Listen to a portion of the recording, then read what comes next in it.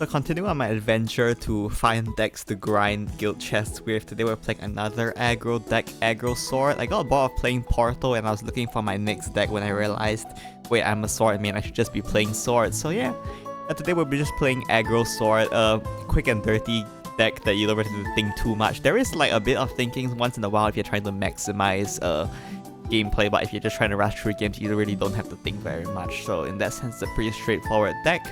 So yeah, let's look at the deck list we're playing for today first.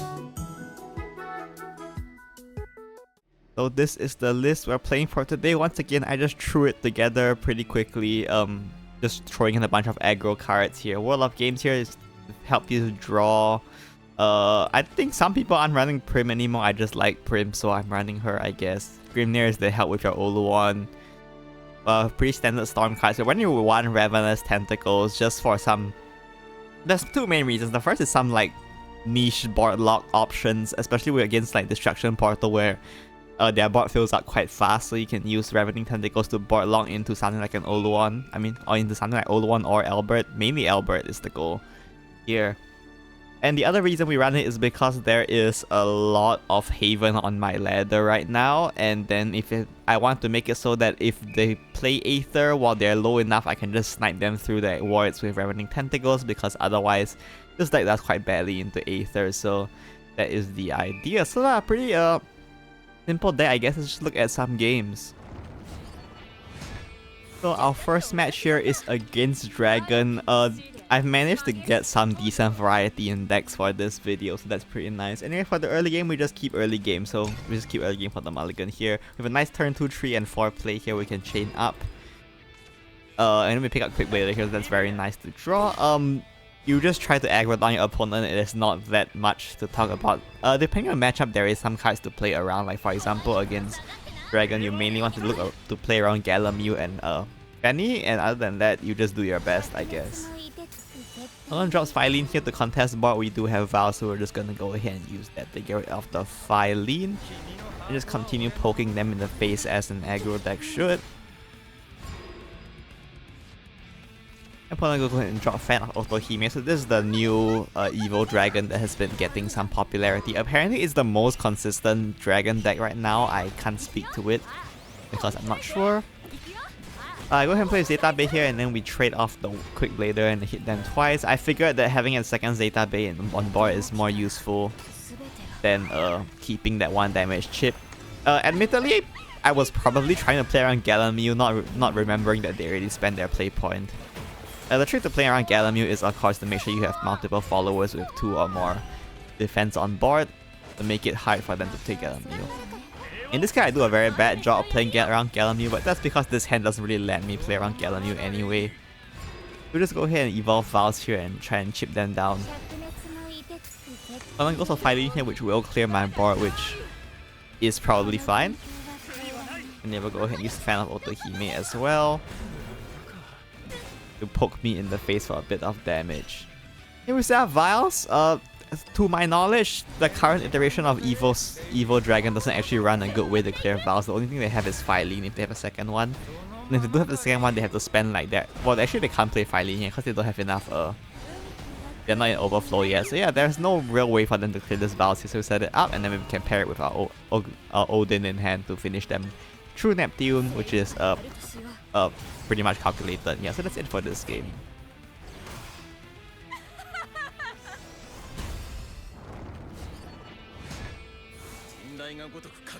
Next here is against Haven. Haven can be quite annoying if it's ward, because if you can't like rush them down early enough, they will be able to stabilize against you with Aether. Once again, mulligan is early game and we just go ahead and poke them with a Quick Blader as well. Go ahead and drop the Serenity Shield here to keep applying pressure. Having Grimnir is nice, not that useful in this matchup though. Odin drops Devotee, so they are playing a very pure Crest deck here, which is fine, I guess. Just go ahead and drop Grimnir here, get his Crest active, and just chip down this Devotee. Odin goes ahead and coins out Blinding Faith here, so they're playing a pretty old version. I think modern versions of Crest aren't actually playing Blinding Faith right now, so that's something I didn't quite expect, but I guess it's quite reasonable to run it. We go ahead and hunt Serenity here instead of Zeta Bay because this makes it very hard for them to play Marwyn here. As you can see, if they play Marwyn here, they leave a bunch of followers on board. So we can very easily punish them with the Zirconia we have in hand. So that's the idea. If we play Zeta Bay here, they just evolve Marwyn and pass, and my Zeta Bay dies, I guess. I don't know. I figure I get more value out of Zirconia this way. So we go ahead and do that. Plus, we can save Zeta Bay for Storm later, which is always nice to have.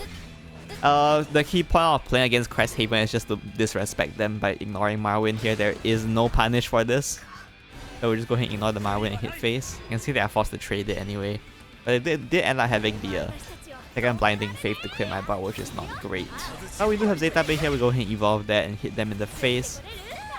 Putting them on the 7 makes it impossible for them to play Wilbert here, so that's very good for us. If they play Wilbert, they just die to Ogre Cap. Similarly, if they don't put up enough wards, they just die to Odin, so that's the idea. Unfortunately, my opponent is playing Luminous Sensor as well, and they will full clear my board.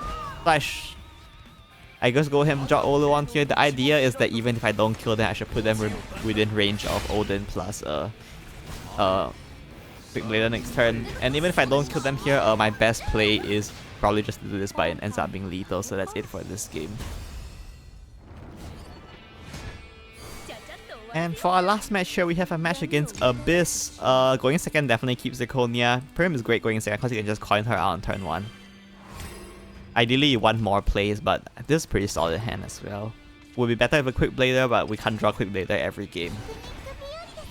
Probably you see the Shamnasha Crest here, but this doesn't necessarily mean they're playing mode. If you've been keeping up with trends, I guess, you will know that there is a new Shakdoh deck running around that also runs the one-off Shamnasha.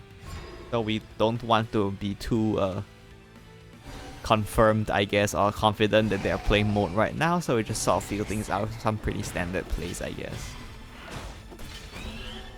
Gonna heals off the damage we got from Prim, which is probably fine. We did manage to spend them to trade most of their board into my Prim, so that's good. We go white here because we're looking to play Zirconia next turn, so we hope that they don't have a way to clear this. If they're playing mode, they have the Devotee, but if they're playing the Shakdoh deck, they probably don't have a good way to answer this, and they are looking to be playing Shakdoh with this Almeida, which I'm pretty sure mode doesn't play.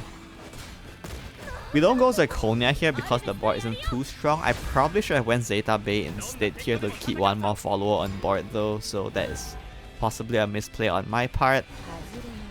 There's Nameless Demon, which will ultimately confirm this is gonna be the Shakdoh deck.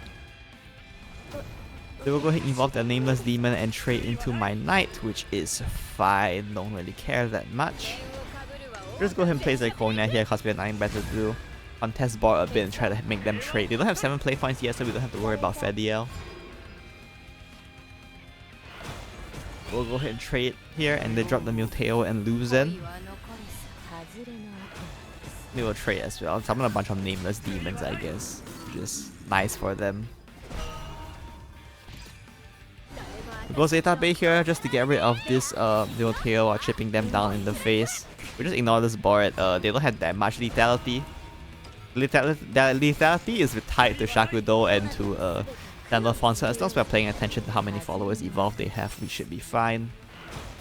There's Fedia, which is probably what we expected. And in this sense, a bit interesting, I guess. If you look at my opponent's evolve followers, it's 4, which means we don't have to worry about Sandalphon yet.